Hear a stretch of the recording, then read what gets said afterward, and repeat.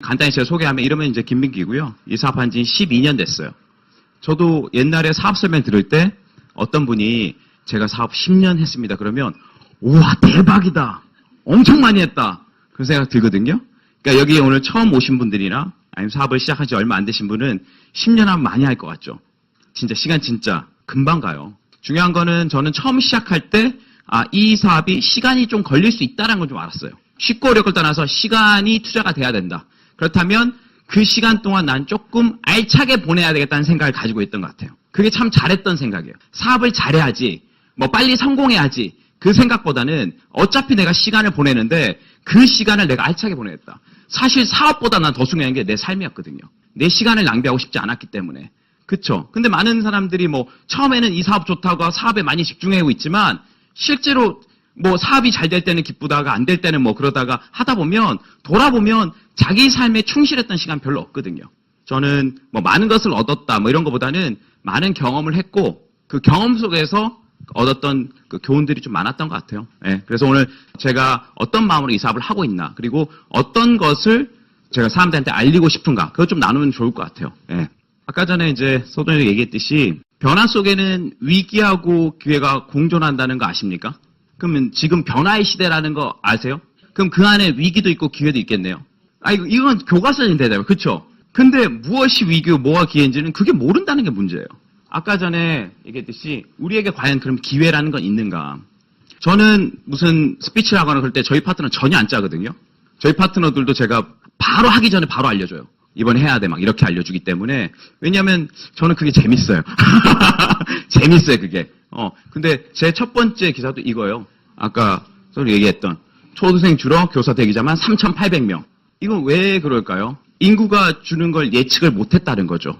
정부도 예측 못했지만 개인도 예측을 못했어요. 그 생각은 하지 않죠. 왜? 인구 문제는 인구라는 단어는 개인이 쓰는 단어는 아니거든요. 왜? 인구라는 단어는 정부 자료나 기업에서 얘기하지 인구라는 단어를 대화할 때 너는 요새 우리나라 인구에 대해서 어떻게 생각해? 이런 대화를 하지 않죠. 우리가 쉽게 쓰는 단어를 가지고 가는 경제가 미시경제고요. 어떤 정부 기관이나 어떤 단체에서 내는 자료에서 나오는 용어들이 거시경제예요. 그게 워딩인데 워딩이 틀려요. 그러니까 개인적인 커뮤니케이션, 컨버세이션에서는 거시라는 단어가 나올 수가 없어요. 왜? 거리가 있기 때문에. 그리고 시차가 있기 때문에. 부채, 우리나라의 어떤 외환, 그런 보유, 이런 건 나 별로 관심 없어요. 오늘, 이번 달 당장 내야 되는 카드 기부비용, 이런 게 이제 바로 와닿는 거지, 그냥. 카드값 완전 미시경제잖아, 완전.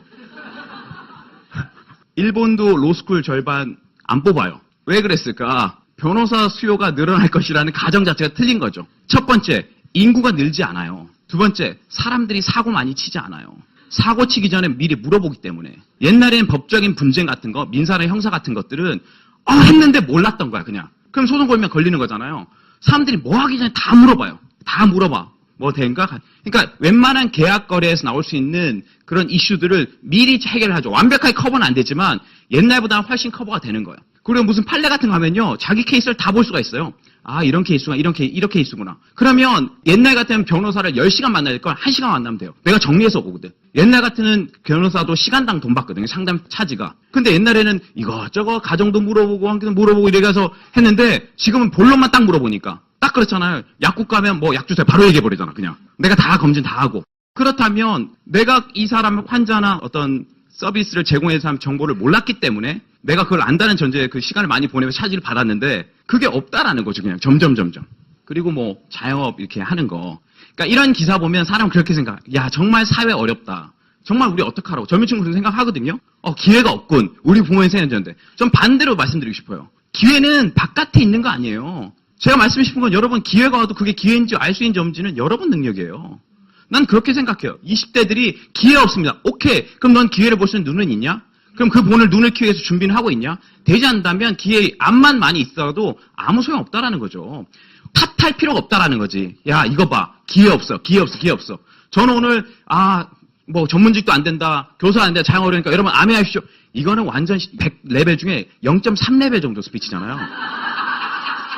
근데 이런 얘기를 하고 싶은 게 아니라고. 제가 말씀드리고 싶은 건 뭐냐면 우리가 살면서 지금 변화 시대라면 어느 부분이 변하고 그 변화 속에 내가 취할 것은 무엇인지를 계속 알아보려는 자세가 있느냐 없느냐지. 자기가 모르는 분야에서 뭔가 찬스가 왔을 때 이런 미팅인데 한번 들어볼래? 뭐 해볼래? 이런 책을 봤을 때 그런 것들을 알아보지 않는다는 거죠. 그러니까 멘탈리 리타드라고 그러는데 굉장히 정서적으로 게으르다는 거지. 게으르다는 거는 늦잠 자고 막 천천히 이런 게 아니에요. 어제처럼 똑같이 살려는 게 게으르다는 거예요. 그게 편하니까. 새로운 정보를 받아들이고 새로운 만남을 한다는 건 굉장히 스트레스 상황이거든요. 하지만 그런 것들을 능동적으로 받아들이지 않는다면 도태될 수밖에 없다는 거죠. 어려워도 될 사람은 돼요. 전 그렇게 생각해요. 아메 안 해도 되는 사람 돼요. 아메 해도 안 돼요. 그거 모르셨어요? 근데 얘기해 드릴게요. 그거 사실에 해도 안 된다니까 그런 사람은. 그게 되는 게 이상하지. 그렇잖아. 이거 출퇴근도 없이 내 자본도 없이 내 점포도 없이 하는 일인데 얼마나 민감도가 세야 되는 일인데. 그러면 왜 나 초대했냐? 나 그렇게 민감도 안 센데. 그럴 수 있잖아요. 나 민감도 안 세. 왜 불편하게 와서 그렇게 하는 거야?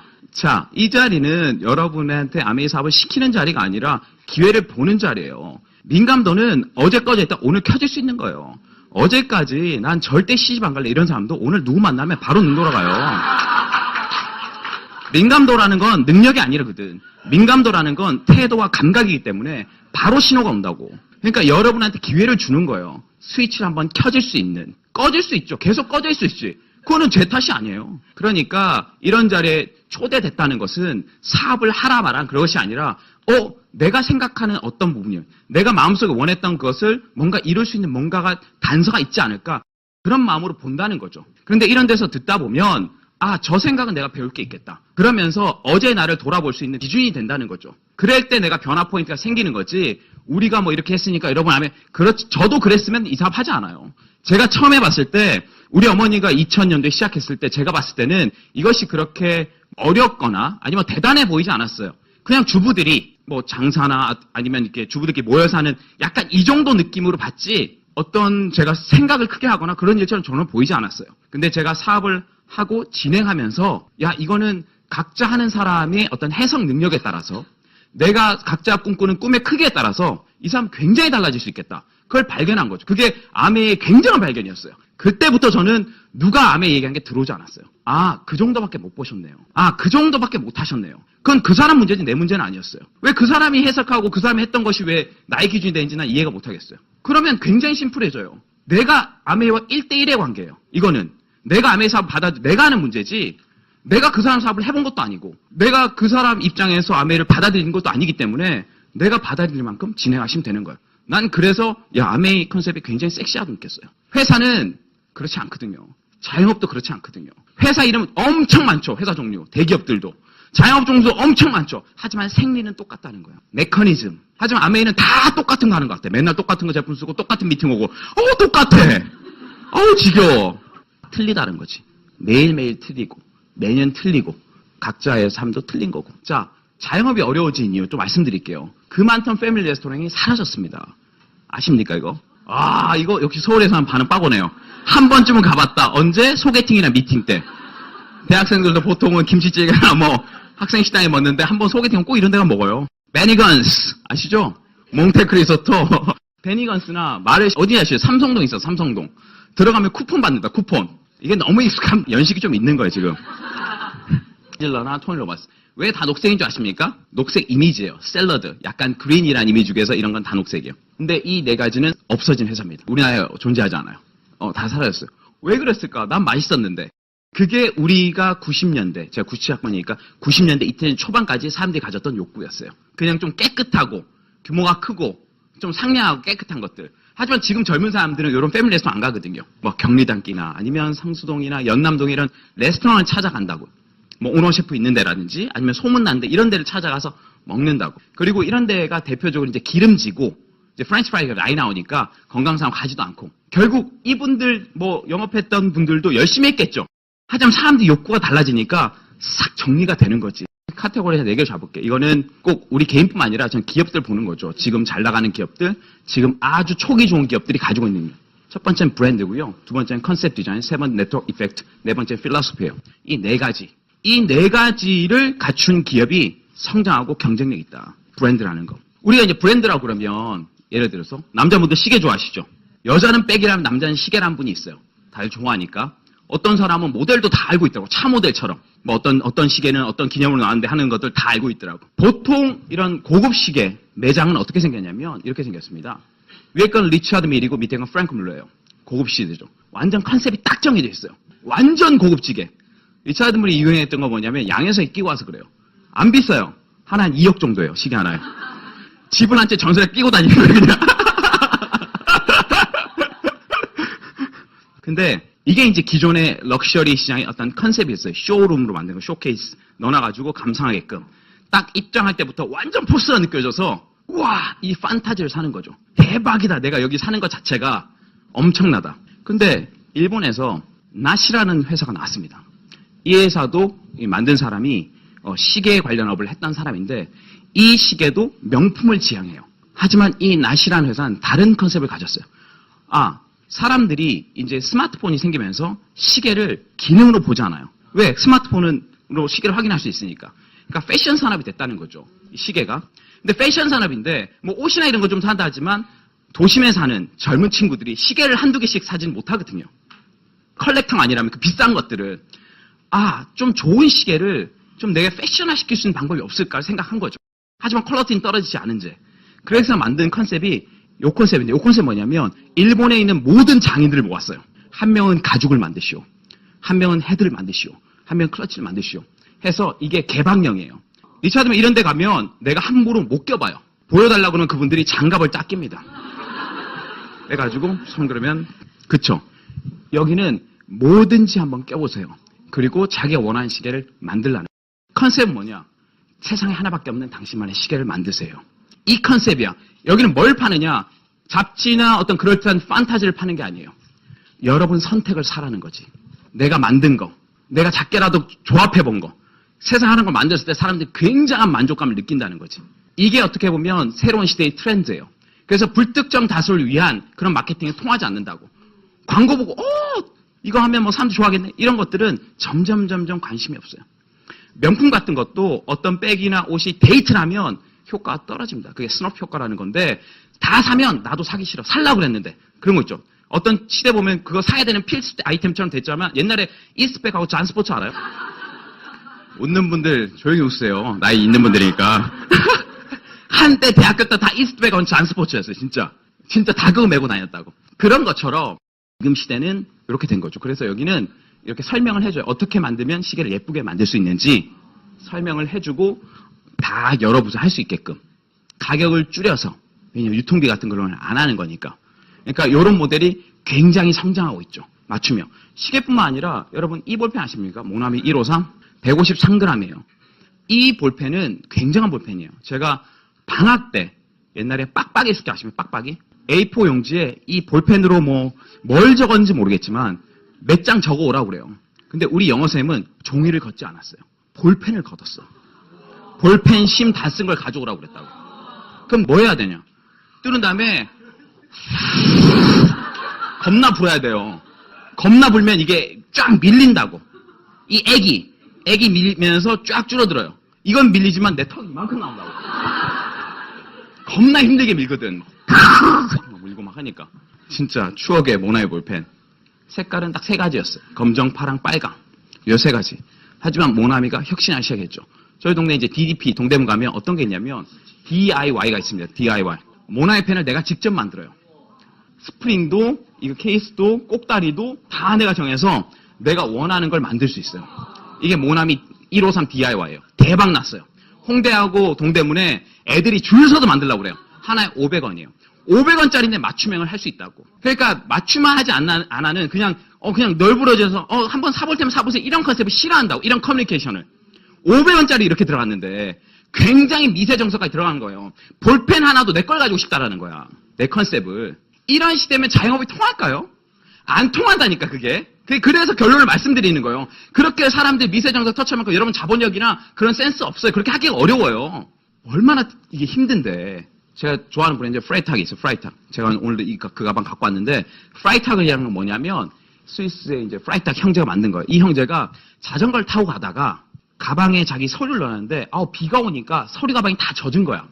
이거 좀 가방 좀 튼튼하게 만들지. 이거 물 좀 안 새는 가방 없나? 그러고 있는데 뭐 큰 트럭이 쫙 지나가는데 비가 오는데 빗물이 그 트럭 옆으로 쭈룩 흐르는 거예요. 이거 뭐냐? 방수포 씌우는 거예요. 방수포. 컨테이너에 방수포를 씌웠다고. 약간 고무같이 약간 방수포. 이야, 저거 진짜 튼튼하고 좋다. 저걸로 가방 만들면 물 안 새고 좋겠다 이런 생각을 한 거예요. 그래서 이게 방수포만 사러 다녔어요. 이 사람이. 폐차시키고 남은 방수포. 그래서 가져와서 이걸 깨끗이 씻은 다음에 가방을 만들기 시작했어요. 깨끗이 씻고 잘라가지고 만드는 거. 만드는데 이렇게 세상에 가방 딱 한 종류밖에 안 나와요. 세상에 내 가방은 하나밖에 없어. 왜? 저 패턴 저 차에서 뜯었기 때문에 그게 없어. 뭘로 만드냐? 이 천은 차에서 뜯어냈고요. 이 이음줄은 자전거 뒷바퀴에서, 가방끈은 차 안전벨트에서 만들었어요. 이게 업사이클링이라 그런 거예요. 쓰레기 같은 거를 바로 올린 거. 이게 대박 났잖아요. 프라이타. 전 세계 하나밖에 내 가방을 가지게 되는 거예요. 진짜 똑같은 거 하나도 없어요. 이런 즐거움이죠. 그리고 사람들이 이 가방을 멜 때 그런 스토리를 기억하는 거죠. 야, 이 가방, 이 천도 언젠가는 어딘가를 다녔겠지라는 그런 거. 이 사람한테 제안을 했어요. 이 천막 파는 사람이 그냥 천막을 제작해라. 그게 더 싸다. 다 쓴 거 기다리고 그거 와싱하고 하는 것보다 내가 약간 찌그러진 거지 그걸 해줄게. 그런 거 있잖아요. 청바지도 보면 이거 입던 거 하는 거 있잖아요. 막 넣어가지고 이렇게 만들어줄게. 이 사람이 단번에 저랬어요. 당신은 우리 프라이트를 모르는 것 같다. 그 사람은 가방 사는 거 아니에요. 이 가방이 이때까지 온 스토리를 사는 거지. 그게 브랜드라는 거죠. 어떻게 보면 밖에 드러나지 않지만 그 회사가 계속 경쟁을 가질 수 있는 것들. 아는 사람만 공유하는 그 컨셉. 그게 브랜드라는 거야. 그리고 그 사무실은 컨테이너 사무실을 써요. 이게 브랜드 아이덴티티예요. 우리는 업사이클링이 사무실도 업사이클링 쓰겠다는 거예요. 그러니까 일관성이죠. 사람들이 이거 보고 하는 거죠. 이거를 광고하거나 그렇지 않지만 사람들이 안다는 거죠. 가방을 살 때. 얘는 진짜야. 난 이게 멋있는 것 같아. 이런 기업들이. 그렇다면 브랜드라는 거. 그럼 어떻게 만들어줄까? 브랜드라는 거. 브랜드라는 건 네 가지 과정을 거쳐 만들어줘요. 첫 번째 모든 브랜드는 스토리가 있습니다. 창업자가 만든 스토리가 있어요. 어떻게? 많은 사람 모르지만 그 스토리를 좋아했던 사람도 있어요. 그리고 그 스토리 안에는 메시지가 있어요. 아까 프라이터 같은 건 재활용하십시오. 두 번째 뭐냐면 컨셉 디자인이에요. 한국어로 하면 개념 설계 역량이라는 거. 우리나라 사람이 이거 부족하잖아요. 이거 새로운 신개념을 못 만들어낸다고. 뭐 어떤 개념이 있으면 우리는 굉장히 빠르게 해요. 굉장히 잘해요. 미국에 있는 유학생들도 한국 와서 SAT를 공부합니다. 왜? 굉장히 잘하거든 우리가. 그러니까 어떤 기준을 만들지는 못하지만 어떤 기준이나 딱 주어지면 그거는 굉장히 점수 맞추는 건 굉장히 잘하는 거예요. 하지만 아셨죠? 수치할 수 있는 건 금방 따라잡히고 별로 경쟁력이 없다. 컨셉 디자인이라는 건 눈에 보이지 않는 거예요. 없는 개념을 만드는 거지. 제가 처음에 아메를 봤을 때 ABO 더 나와서 다이아몬드라는 건 없는 개념이었어요. 다이아몬드란 재정적으로 자유롭고 점포가 없으면서 자기가 원하는 걸 계속 할 수 있는 사람에 영향 줄 수 있는 어떤 클래스? 예, 없는 개념이네. 돈을 버냐 안 버냐 이 개념이 아니었어요. 근데 사람들은 계속 그 개념으로 오더라고. 성공하냐 안 하냐, 돈을 버냐 안 버냐. 난 그 개념이었어요. 다이아몬드란 건 없다. 이 세상 클래스에. 없는 클래스다. 그러면 그 다이아몬드는 아메이로만 할 수 있네. 그래서 아메이를 한 거예요. 그 클래스가 되기 위해서는 아메이를 할 수밖에 없으니까. 그리고 세 번째는 네트워크 이펙트예요. 네트워크 효과를 만들어내는 거. 이건 뭐냐면 우리가 보면 에어비앤비나 우버가 대단한 기업이잖아요. 주식가치도 대단하고. 그런데 이런 기업들을 컨셉을 보면 어려운 컨셉이 아니거든요. 그냥 호텔에서 자는 걸 일반인들이 모아서 하면 되지 않을까? 일반 집들 연결하고 SNS랑 해서 어떤 숙박앱 만들면 되는 거고, 우버도 우버가 차 만들지 않았잖아요. 택시라는 개념을 만든 게 아니잖아. 그냥 택시인데 일반인도 좀 택시화 시킬 수 안 될까 하는 컨셉인데, 이 사람들이 어떤 SNS, 플랫폼을 만들었다는 거죠.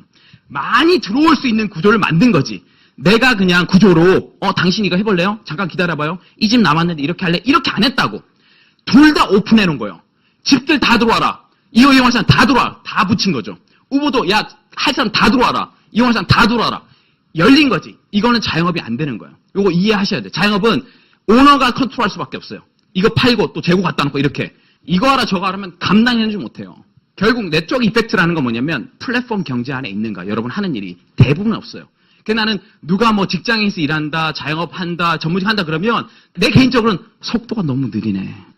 확장성이 너무 떨어져. 그러니까 내가 지금 하는 일이 네트워크 효과를 만들 수 없고 여러분의 비즈니스를 모바일로 컨트롤할 수 없다면 저는 3년 가기 어렵다고 봅니다. 네 번째가 이제 필라스피 철학이에요. 철학.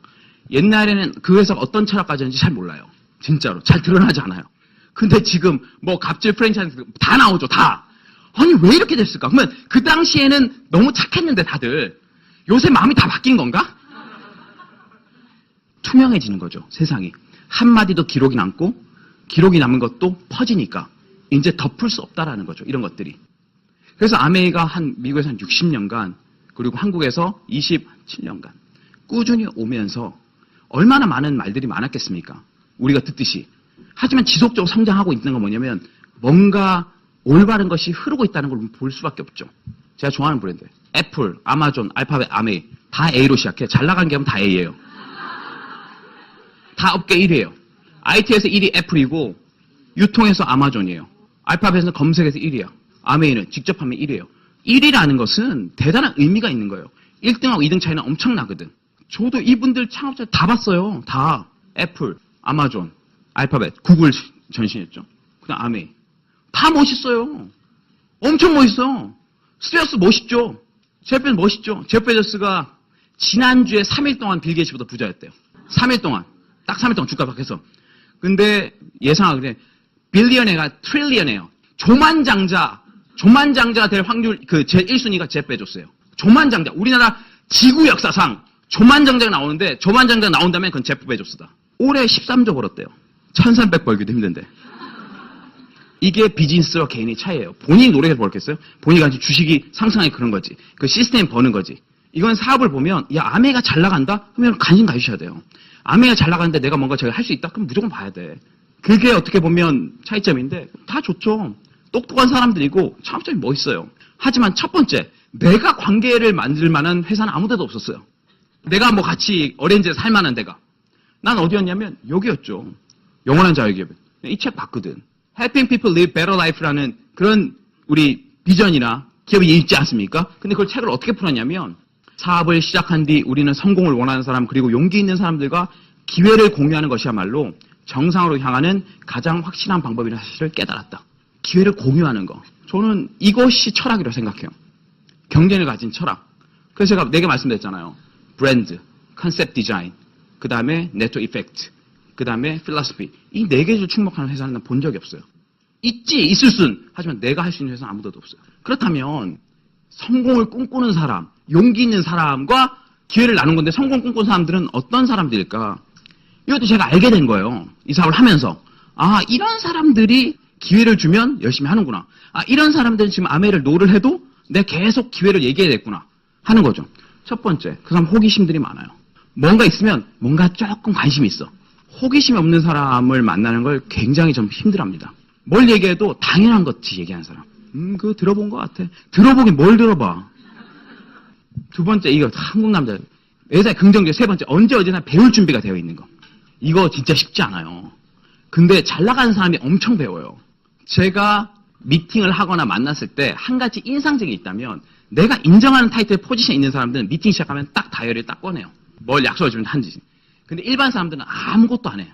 나는 특별해가 아니라 내 삶은 뭔가 이것 말고 딴 게 있을 것 같다. 뭔가 좀 더 잘 살 수 있는 뭔가 나한테는 뭔가 있을 것 같은데 뭔가 하는 그런 기대감을 가진 게 있어요. 그게 왜 만들어진지 잘 모르겠지만 하여튼 그런 걸 가진 사람도 있어요. 그런 사람 만날 때 보면 삶의 가능성을 열어놔요. 근데 그게 다친 사람은 이대로 살지 뭐. 이렇게 사는 것도 버겁다. 힘들다. 지금 삶이 힘들고 쉽고를 떠나서 그런 가능성을 열어두는 사람이 있어요.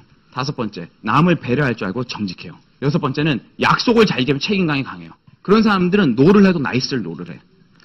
저는 사람들과 만나다 보면 약속을 많이 하잖아요. 그러면 이 노를 어떻게 하냐에 따라서 난 그 사람이 차이가 나거든요. 노를 굉장히 나이스하게 돼요. 미리 미팅을 못 가면 미리 인지를 해주거나 내가 사장님 그렇거나 내 다음에 꼭 가거나 이렇게 하고 되게 매너 없는 사람이 그냥 전화를 안 받는다든지 미안하다 까먹었다라든지 그러죠. 그럼 어떻게 되냐. 그 사람이 날 까먹은 게 아니라 내가 그 사람을 까먹게 돼요. 약속이라는 것을 그냥 좀 가볍게 여기는구나. 그러면 내가 정리가 되는 거지. 자, 7번째. 세상에는 공짜가 없다는 것을 알고 있어요. 공짜 없어요. 공짜가 없는 사람들의 특징이 뭐냐면 감사함을 느껴요. 그냥 아메이 제품 내가 설명하는데 내가 치약 하나 주면 괜찮다 내가 산다고 그냥 괜찮아 내가 살 거야. 꼭 안 하겠으면 이거 달라 저거 다 달라 뭐 없냐 공짜 좋아해. 공짜 뭐 더 껴주는 거 없어요 뭐 없어요. 근데 본능적으로 공짜는 없어요. 그 말은 뭐냐면 내가 공짜로 받을 것도 없지만 내가 뭔가 노력을 하고 인풋을 하면 분명히 얻을 게 있다라는 거예요. 그래서 그 사람들은 노력을 엄청 많이 해요. 분명히 지금 바로 내가 받을 수는 없지만 시간 지나면 뭔가 얻을 거 있을까요? 이 마인드가 있으니까. 저는 이 좋은 애티튜드가 아메뿐만 아니라 모든 분야 맞는 것 같아요. 나 이런 사람 만나면 기분 좋거든. 이런 사람하고 대화할 게 되게 많아요. 작년에 또 권수미다가 몸이 좀 아팠을 때 저는 이 제품이 정말 대단하다. 정말로. 그러니까 약은 아니지만 몸에 반응한 속도가 굉장히 빠르고 그리고 권수미 큰 수술하고 나서 건강했던 이유도 뭐냐면 그 전에 몸 관리가 잘 돼 있기 때문에 그게 중요한 것 같고 제가 그때도 이제 저희 팀장 얘기했지만 제가 이제 치과 수술 때문에 잇몸을 찢는 적이 있어요. 잇몸을 찢어가지고 이제 치료 이술 수술했는데 그 간호사분이 내일 되면 엄청 부을 거예요. 엄청 불고 이제 피멍이 들 거라고 생살 찢어놨고 이게 멍이 들어서 목까지 올 거라 그래서 마스크를 쓰고 다니라. 근데 좀 불안했거든요. 내 얼굴 중요하니까. 그래서 이제 약간 부어오르더니만 그 다음날 쏙 들어가서 멍이 하나도 안 들었어요. 이 잇몸 안에만 약간 피멍 들었지 여기는 하나도 안 나왔어요. 근데 네이버에 찾아봤죠. 멍은 왜 생길까요? 나는 안 생겼으니까. 멍은 이거 상처를 찢고 나면 이 안에 모세혈관이 찢어져가지고 피가 이제 이 혈관 쪽으로 새면서 이게 이제 그거 이제 부어오른 우면이 생긴대요. 근데 이제 멍을 빨리 안 들게 하려면 콜라겐이 굉장히 중요해요. 콜라겐. 피부 조직이 쫀쫀하면 안 생긴대. 내가 엄청 쫀쫀한 거야. 멍이 안 생길 만큼. 가끔 이제 피곤하면 샤워하기 할 때 약간의 부담이 있어. 내가 바르는 게 많거든요. 목욕하고 하고 그러면 바르는 게 많아. 그래서 내가 안 발랐으면 안 발랐지 바르면 많이 바르거든. 화장솜 해가지고 발라요. 그쵸? 그 다음 뭐부터 발라야 돼요? 부스팅 발라야지. 부스팅 바르. 왜 부스팅 바를까? 내가 사랑하는 비타민C 와일드엠 바르기 위해서. 비타민C 와일드엠 바르지. 그 다음에 저녁에 레티놀 바르지. 그 다음에 울트라 바르지. 그 다음에 아이크림 바르지. 그 다음에 또 크림엑스도 바르지. 안 들어가서 안 들어가서. 다 들어갈 때가 기다려야 되니까. 근데 그것이 쉽지 않겠지만 꾸준히 하면 되게 좋아요. 오랜만에 이제 친구들 만나서 딱 놀라는 건 피부니까. 그리고 단백질 섭취나 굉장히 중요한 것 같아요. 단백질 섭취하면 굉장히 피부가 건강하거든요. 쫀쫀하고 탄력이 있어요. 근데 이제 보통 이제 직장생 하시면서 이제 탄수화물 위주로 식사를 많이 하시면 부해. 약간 그래. 딱 만났을 때 느낌이 쫀쫀하게 오는 게 아니라 약간 부해. 싼 거 먹거나 영양소 많이 안 먹어서 그래요. 여러분 개들도 영양소 섭취하면 윤기 팍팍 나요. 강아지들도 털기. 근데 못먹은 애들은 막 털 마른다고 이렇게. 똑같아. 우리 몸은 영양이 다 결정하는 거예요. 우리 몸 영양이. 근데 우리가 영양소를 사 먹을 수 있는 방법이 없잖아요. 영양소를. 음식물을 먹지만 음식물에 영양소 있는지 어떻게 알아요? 그래서 영양소만 모아서 만드는 게 우리 서플리먼트인 거예요. 영양소를 사 먹는 거예요. 영양소. 여러분 입맛에 따른 맛집을 찾아다니지만 여러분 몸한테는 영양소를 줘야 된단 말이에요. 영양소의 최고 유명한 베스트셀러 맛집은 더블엑스예요. 그걸 좀 주라는 거지. 이거 새로 나올 거. 권수미 이거 모델 돼가지고 받아왔어요. 권수미 앞에 있는데 제가 지금 다 쓰고 있어요. 엄청 좋아요.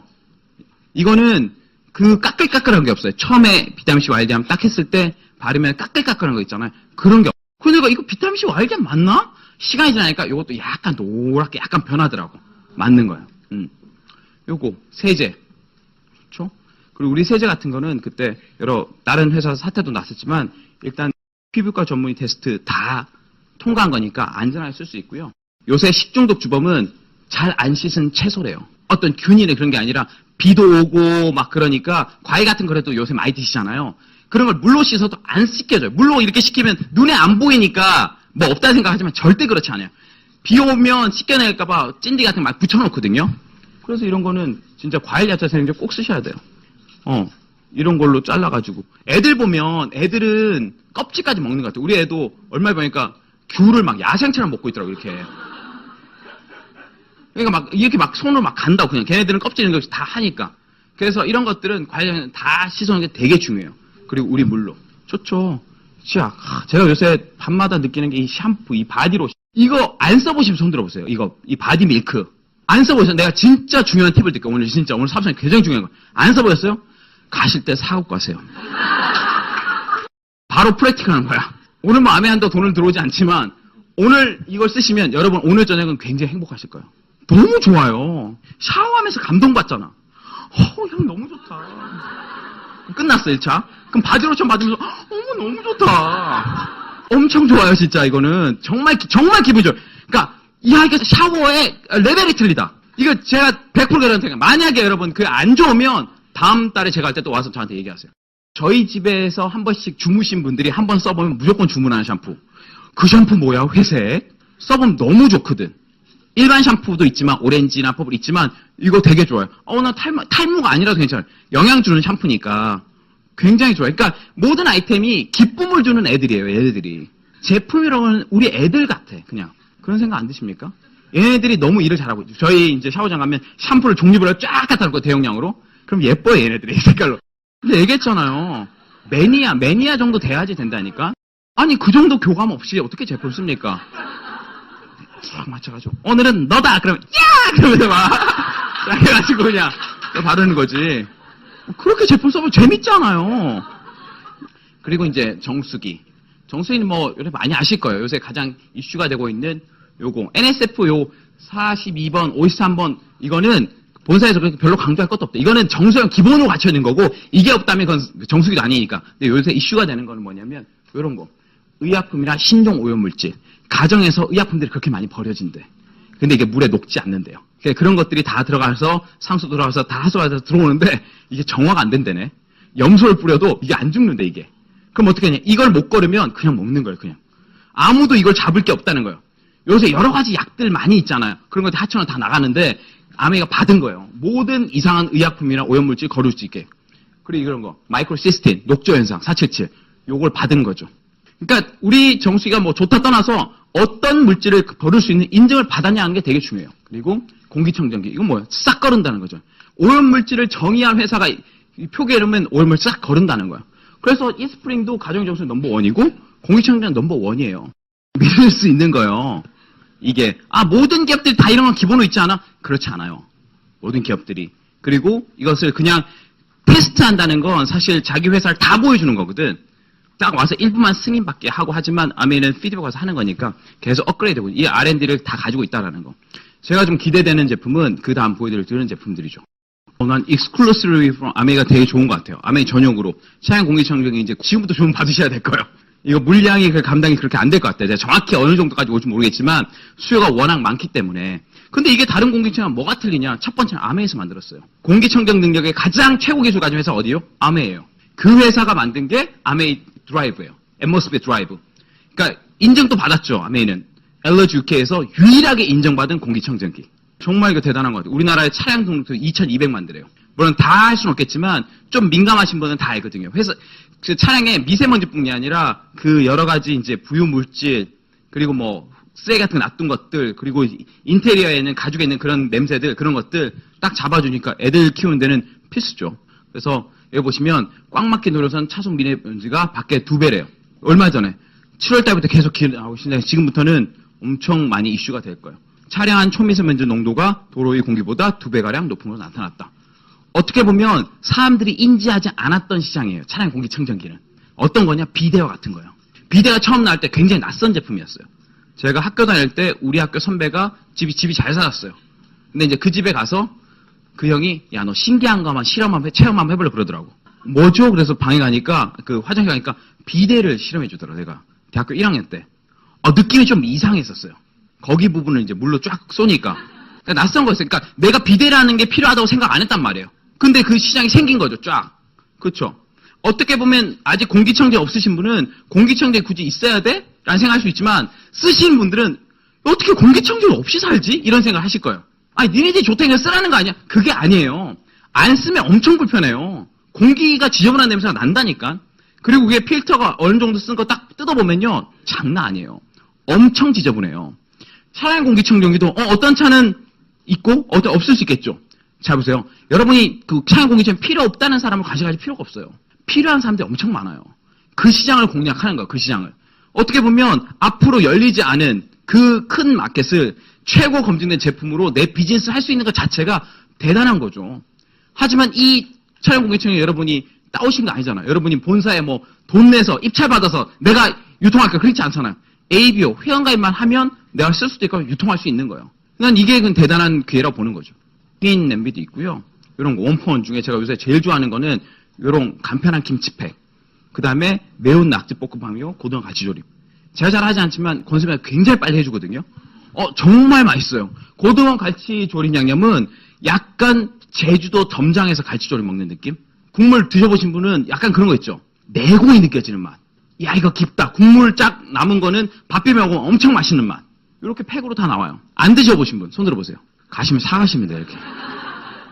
솔루션 바로 나오잖아요. 이런 데가 좋아. 솔루션 바로 주잖아. 껌 났다, 껌. 대박이에요, 대박. 제가 옛날에 내 친구가 전달할 때, 내 친구가 이게 좋은 거 알겠다. 근데 내가 팔 수 있는 제품 아무것도 없어. 난 너처럼 치약 못 팔어. 나 그리고 말 못한다. 젊은 친구 뭐 할 게 없다고 그러거든. 이제 나왔다. 껌 팔어, 이제 껌. 껌 팔어. 맘 먹고 할래그당 2,382개면 할래그 독립이야. 2,382명만 만나. 한 달에 껌 한 통씩만 사주세요. 어차피 평생 가내니까 계속 해보는 거예요. 10년에서 여러분 10년에서 세레그에서 만약에 껌을 3,000명씩 먹어요. 3,000가구가 매달 껌을 하나씩만 산다고 그냥. 파운더스 에메랄드 여러분. 그러면 어떤 줄 아세요 여러분? 여러분 롯데 회장 다음으로 껌으로 제일 성공한 사람이에요. 아니 껌으로 롯데 제낄 수 있는 방법 이거밖에 없어요. 진짜 완전 자유를 얻는 거지. 껌 자유는 되는 거야. 껌 자유. 도전하시는 거예요. 말이 그렇지만 여러 가지 제품이 있기 때문에 치약 써도 되고 칫솔 샴푸 써도 세제 써도 되고 이건 사 먹어도 되고 하기 때문에 카탈로그 한번 보시고 이걸 어떻게 다 팔아가 아니라 야 이것도 있네 저것도 있네 저것 그렇게 보시면 되잖아요. 내가 먼저 바꿔 쓰고 그걸 알려주면 되는 거지. 좀 배워가지고 왜 아메이에서는 이런 것들을 우리에게 캐시백 해줄 수 있고 이런 기회를 줄 수 있냐면 기본적으로 컨셉이 틀렸고 두 번째는 그 유통 마진 차이는 다른 유통 구조가 틀리기 때문이에요. 다른 데는 제품을 누가 만들면 누가 광고를 하고 이런 여러 가지 유통 채널 요새는 온라인 앱 채널 많이 생겼죠. 그래서 소비자면 그 사람들을 접속해서 우리가 제품을 산단 말이에요. 그렇죠? 그러면 광고 유통이 발생하는데 아메이는 직접 제조한 회사에서 우리에게 다이렉트 공급해주니 원가 품질 원가 제품에 높여가지고 제품 좋게 만들고 중간에 발생하는 광고 유통 마진 한 35% 우리한테 돌려주는 거죠. 어떻게 보면 우리가 마트에 사시는 이런 제품은 마진율이 최고 55%까지 나가요. 홈쇼핑이 정말 높거든요. 홈쇼핑이. 제가 얘기 들어보니까 홈쇼핑은 너무너무 높더라고. 그냥 기본적으로 내야 되는 게 있기 때문에. 뭐 여기 홈플러스 같은 경우는 생활주방용품 최고 마진율 54.5%니까 내가 100원짜리 사면 54.5는 유통 마진인 거죠. 아모레퍼시픽 전 세계 화장품 회사 중에 7위 됐거든요. 굉장하죠. 매출이 얼마냐면 5조 6천억이에요. 근데 뭐 마케팅 비용이나 광고 비용이나 부대비 나가는 게 1조 8천억 정도 돼요. 1조 8천억. 그러니까 큰 매출을 이루기 위해서 크게 또 광고비 한 거죠. 우리는 뭐 여기 뭐 혹시 아무리 쓰시는 분도 있으실지 모르겠지만 우리 소비자 가져오는 건 없거든요. 우린 광고비를 내는 거지. 근데 이 아메이 이거 금융감독원에서 검색해 보시면 돼요. 다이트라고 가보시면 작년 회계연도에 아메이가 예를 들면 1조 1276억 그 중에 매출 애널이라고 3,962억이면 이게 34.65% 정도 돼요. 그거를 그대로 소비자한테 다 돌려줬다는 거예요. 그대로. 그러니까 구조가 이렇다는 거지. 내가 쓴 제품을 광고비 다 포함된 제품을 내가 쓸 수 있지만 아메이는 좋은 제품 쓰고 이걸 유통을 나눠주면 그 중에 얼마를 내가 받을 수 있다라는 거죠. 보너스 플랜 잠깐 설명드리면 될 것 같아요. 보너스 플랜 뭐냐. 아메이라는 회사는 어떤 제품을 만들기도 하지만 아메이 자체에서 우리가 쇼핑할 수 있는 채널들을 많이 만들어놨어요. 그래서 온라인 쇼핑몰도 있고요. 그다음 여기 오프라인 매장도 있고 모바일도 있고 전화 주문되고 팩스 주문되고 그리고 주위에 아메이한 사람이 그 사람한테 전화해도 돼요. 그냥 ABO 유통 쇼핑이라고 굉장히 편해요. 전화하면 언제든지 갖다 줘. 근데 아메이 제품에는 이렇게 점수가 있어요. 20만 핍인데 1일부터 말일까지 모으는 건데 내가 쓴 것만 모으는 게 아니라 내가 쓴 거, 내가 누구 회원가입해서 쓴 거, 그 사람 쓴 거 나를 통해서 알린 모든 사람 그룹 매출을 합하는 거예요. 개인 매출이 아니라 그룹 매출인 거죠. 처음에는 이걸 보면 야, 저 봐라. 첫 달에 그냥 20만 쓰냐. 그 다음부터 계속 힘들다. 계속 힘들다. 근데 내가 처음에는 20만 쓰지만 그 다음 때 누군가 또 20만 쓰고 누가 쓰면 합쳐지면 그게 커진다는 거죠. 이게 그룹 PB라는 게 되게 중요해요. 그러면 내가 만약에 내가 개인적으로 이런 제품을 1일부터 말일까지 뭐 한 번은 3만 원 주문하고 한 번은 샴푸 주문해서 5만 원 쓰고 해서 한 20만 원 썼다 그러면 이 요일표에서 3%면 6천 원 돌려주거든요. 캐시백 되는 거예요. 근데 내가 소비해둔 캐시백이 생기지만 내가 5만 원 쓰더라도 캐시백 들어올 수 있어요. 내가 5만 원 쓰고 저 사람 3만 원 쓰고 저 사람 2만 원 쓰고 저 사람 또 5만 원 쓰고 이렇게 쓰면 합쳐져서 캐시백 되는 거예요. 그냥. 만약에 A라는 사람이 있어요. A가 제품이 좋아서 B한테 얘기했어요. 야, 아메 새로 나온 양념 먹어봤냐? 고등 양념? 장난 아니야. 밥도 어떻게 엄청 맛있어. B가 먹어보니까 진짜 맛있는 거야. 근데 B는 샴푸까지 쓰고 너무 좋았어요. 그래서 B는 사람들한테도 알리기 시작했어. 많이. 자기가 쓴 것뿐만 아니라. 근데 B가 너무 좋으니까 C한테 얘기한 거야. C한테 얘기하니까 C가 난 가입은 절대 안 한대. 우리 엄마가 이런 거 가입하면 혼난다고 그랬대. 근데 C 가입하기 전에 만약에 여러분이 온 거예요. 여러분 얘기를 들으니까 그럼 여러분은 가입하게 쓰고 싶대요. 그러니까 C가 잠깐만. 그러면 당신 가입하기 전에 여러분 가입하기 전에 C가 내가 가입한 거야. 너 가입 안 한다며. 바뀌었대 마음이. 그래서 가입을 한 거예요. 그래서 C가 이유를 보니까 이 C한테 물어본 야 어떻게 한 거야? B가 이제 SAB라는 앱을 깔아줬어요. 그래서 이제 그룹픽을 보니까 여러분이 엄청 열심히 한 거야. 이 C는 매일매일 그룹픽을 보는 재미를 사는 거예요. 자기는 제품 하나도 안 쓰면서 대박이야. 계속 PB가 올라와. 얘 뭐 또 샀네. 얘 뭐 또 샀네. 이런 야, 이 맛에 하는구나. 가만히 있어도 커지는 느낌 사는구나. 보시면 보너스를 과연 누가 제일 많이 받을까? A, 아까 전체 매출이라고 했잖아. 그룹 매출. 매출이 160, 150, 120, 120이에요. 그러면 캐시백은 어떤 사람 생각하기에는 그래도 A가 제일 많겠지. 매출이 제일 많은데 실제 들어간 보너스는 A는 9,000원, B는 12,000원, C는 빵원이고 여러분이 57,000원이에요. 여러분이 제일 많아요. 어떻게 이러냐? C가 15일만 기다려요. 15일만. 15일에 보너스 들어오니까. 사실 15일 안 들어오고 14일이에요. 14일 1천 들어오거든요. 15일 왔는데 안 오는 거야. 한국은행이 안 찍히는 거야. 혹시 오류 났나? 은행 다 괜찮대. 16일 됐어요. 안 들어왔어. 난리 난 거지. B한테 전화한 거야. B, 너 나 좀 보자. 너 나한테 사업소면 이렇게 하면 들어온다고 그랬잖아. 매출 있는데 나 왜 안 들어왔어? B가 설명해 준 거예요. 점잖게. C야, 얘기를 들어봐. 내가 보너스 계산해 줄게. C, 그룹 매출 있었지. 내가 매일 그룹 매출만 확인했다고. 그룹 매출 얼마였지? 120만. 대단하네. 100이면 9%, 10만 8천 원. 이게 캐시백이야. 근데 왜 안 들어오냐? 잠깐만. C 밑에 U가 열심히 했잖아. 그 친구 열심히 해. 그 친구는 좀 줘야지. 그래, 걔는 열심히 했으니까 걔 것도 줘야지. 걔 매출 얼마야? 걔 매출 120만. 그럼 9%. 빼주면 없다고, 이 자식아! 네가 쓸 것도 안 쓰고, 네가 그냥 그 밑에 가입했다고, 그 사람 큰다고, 그게 아닌 거지. 그러니까 나는 사실 이걸 알아들었을 때 굉장히 놀랐어요. 난 사실 저희 어머니가 할 때도 많은 사람 그렇게 알고 있거든요. 내가 누구 밑에 들어가주면, 내가 누구 밑에 쓰거나 뭐 이런지 아는데, 그렇지 않거든요. 아메이 첫 번째는 내가 그냥 소비자로 시작하는 거고, 그래서 캐시백을 받아도 되고, 아니면 그만큼 안 되면 안 받아도 돼요. 하지만 내가 누군가에 알려서 하면 그 요율만큼 커져서 받는 거고, 내가 가장 많이 노력하면 그 사람 제일 많이 받는 거 아주 깔끔한 구조예요. 그러니까 아무 이유가 없어. 그냥 딱 이상한 게 없어요. 더 나가서 내가 6명한테 만약에 얘기해서 아까 그런 제품들 소개해줘서 이분들이 바꿔 썼다 치자. 7명이면 27에 14, 140만 매출이고요. 140만 매출은 9%라서 12만 6천 원. 보너스를 20만 원이면 3%니까 6천 원, 6천 원, 6천 원, 6천 원 6그룹을 빼주면 그 다음엔 9만 원이 캐시백 되는 거예요.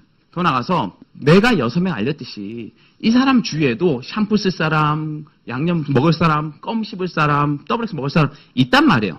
그럼 이렇게 알리다 보면 커져 나가는 거죠. 그러니까 한 그룹이 20이니까 100만이 6그룹. 나는 안 썼다 치면 600만. 600만이면 15%에서 90만 원이고 이 100만 매출을 다 빼주면 100만원 6%니까 6만 원씩 6그룹 빼주면 54만 원의 캐시백 된다는 거지. 이 사람은 내가 알린 사람도 아니고 내가 이거 맨날 소비도 안 했지만 매출이 발생하니까 그게 계산해서 들어온다는 거죠. 요걸 이해하는 게 중요해요. 사람들이 1차 보너스 생각하니까 내가 많이 팔아야 되고 알려야 될 것 같지만 내가 알린 사람이 더 잘 알릴 수 있고 내가 제품을 한 10만 원 쓰지만 내가 알린 사람 제품을 훨씬 많이 쓸 수 있어요. 제가 느꼈던 건 뭐냐면 저도 사실 처음 시작할 때 아메이 제품 잘 몰랐어요. 제 친구한테 얘기하니까 걔도 더 몰라. 그러니까 하는 사람도 모르고 모르는 사람도 모르고. 근데 제가 한다는 잘 알리니까 언제 그 친구가 야 우리 엄마가 너 카달로그 한번 갖고 와보래. 그러다가 그분이 아메이 라면이랑 뭐 김치 몇 개 주문하셨어요. 야 엄마는 어떻게 잘해? 우리 엄마 옛날부터 뭐 써봤는데 뭐 너 한다니까 너한테 쓴다는데 대박. 가서 얘기 들었죠. 이런저런 하고.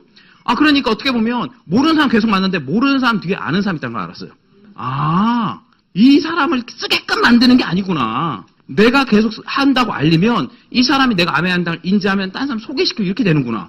쓰는 사람 중엔 쓰는 사람 있어요. 약간 고구마 같아. 고구마 꺼내면 그러니까 안 쓰는 사람은 다 안 써. 근데 어떤 사람 제품 쓴다고 그 사람 중엔 다 뭐 제품 좋아하는 사람 되게 많아요. 아, 그때까지 내가 좀 준비하고 꾸준히 알려가는구나. 그 과정인 거죠. 네. 그래서 내가 6명 알리고 6명이 4명 알리고 4명이 2명씩 정도만 알려나가면 전체 매출이 1,180만이고 보너스를 다 빼주면 나한테 한 150만 정도가 들어오는데 요런 나부터 시작된 매출을 해서 키우는 방법은 딱 한 가지인 것 같아요. 내가 먼저 제품을 잘 써보고요. 제품의 인지가 잘 된 다음에 사람들한테 좀 상냥하면 될 것 같아. 상냥하고 좀 꼼꼼하고 작은 거라도 확실하게 좀 갖다 주고 이런 것들. 근데 이제 그런 게 미스할 게 있거든요. 작은 주문 같은 거 좀 놓치거나 그리고 내가 좀 가서 설명 좀 해주고 그러면 그런 작은 것들이 커져서 또 큰 주문도 오고 되거든요. 이런 거 만들 수 있어요. 시간이 지나면. 더 나아가서 내가 1000만 매출 만들었듯이 내가 누군가한테 알려줘서 그 친구도 시간이 지나면 네트워크를 만나서 그 사람도 1000만을 만든다면 거기에 해당하는 보너스를 한 6% 받게 되는 거죠. 이게 이제 2차 보너스라는 건데 저도 처음에 이 플랜 들을 땐 좀 이해가 안 됐어요. 이게 뭐야 이게 내가 알리는 것까지는 됐지만 이건 어떻게 만드느냐. 예를 들면 내가 주문을 다 받는 게 아니잖아요. 내가 처음에 이 사람한테 사업을 알려주지만 이 사람들 주문이나 이런 것들은 각자 알아서 주문하는 거니까 돌아가는 거죠. 이게 뭐냐면 자영업이 아니라 플랫폼이라는 거예요. 이 사람들이 활용하는 게 나의 노동력이 아니라 이 사람들이 활용하는 게 아메이 배송 시스템이고 아메이의 어떤 반품 시스템이고 아메이 캐시백 시스템이기 때문에 내가 알려주고 참여시켰지 그 비즈니스는 돌아간다는 거죠.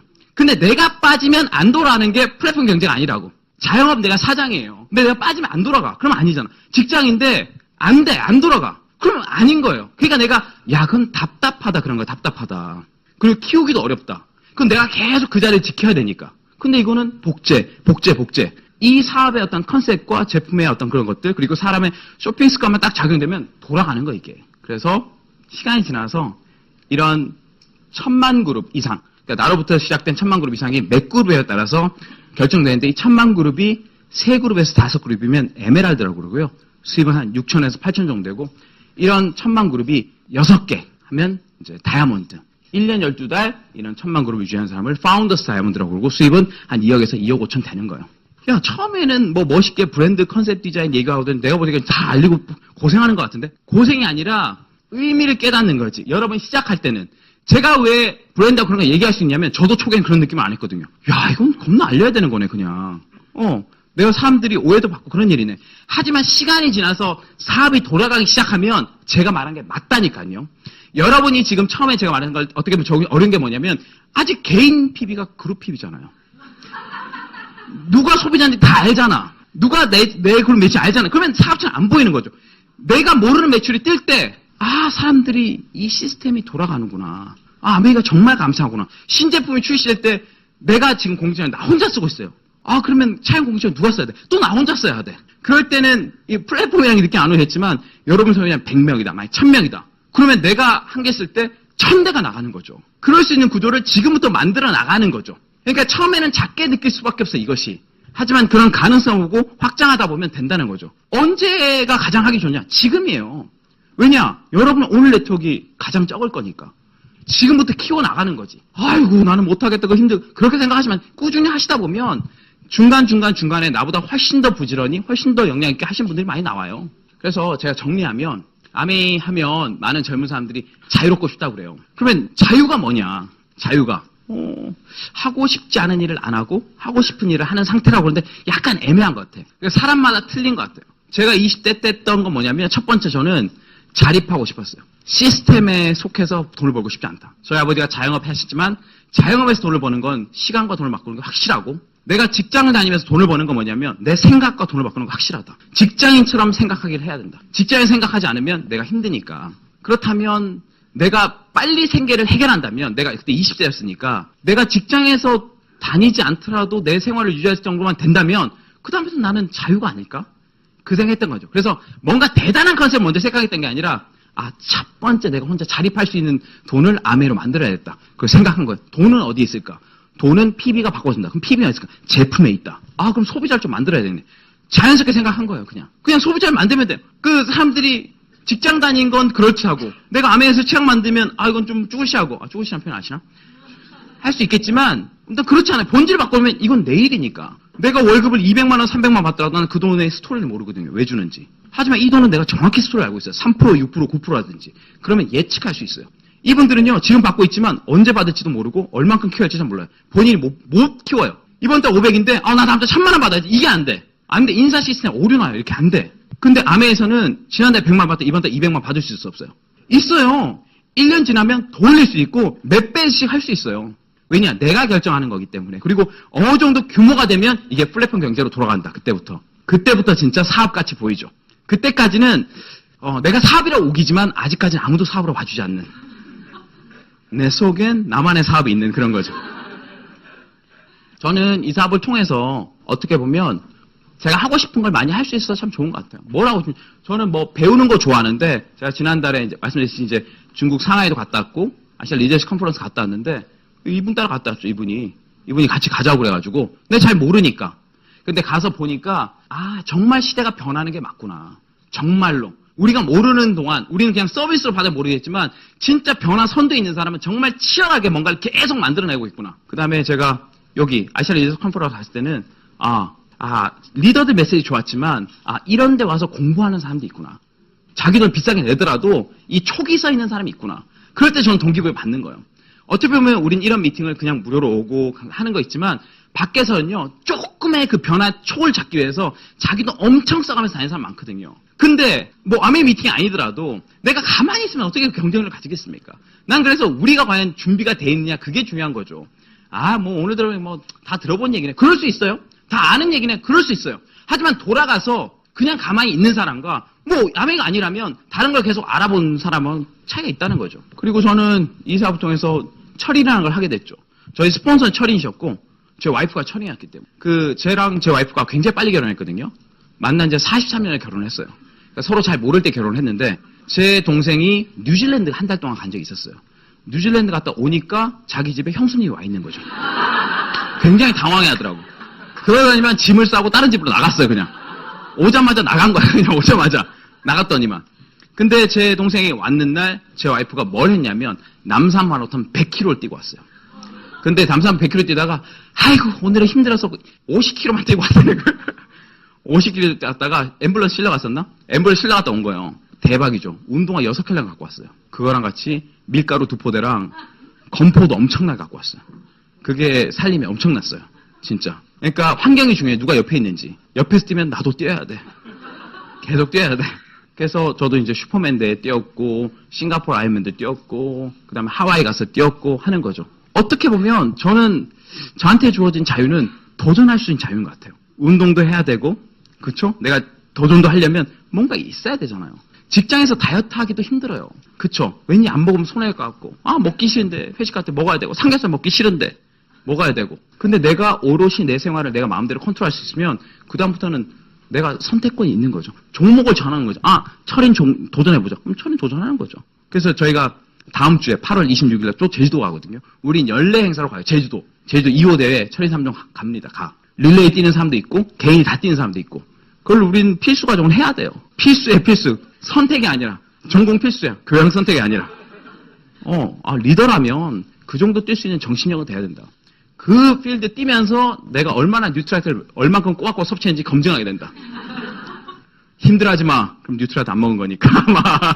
그래서 2호 대회 가고 그리고 아메이에서 제가 20대, 30대 다이아몬드 되면서 또 외국에 나갈 기회가 돼가지고 여러 나라 갔었죠. 정말 제가 카운트해보니까 30개 나라 그 정도가 아니라 30개 나라. 전 이때 완전 아메이세가 빵 터진 것 같아 진짜. 와 내가 생각한 게 맞았네. 글로벌이 진짜 맞았네. 동네 다니면서 찹쌀 케이크 구워가지고 약간 치약파이 소녀는 아니지만 뭔가 했지만 진짜 내가 생각했던 게 많은. 내가 시작할 때 그런 게 맞았구나 진짜.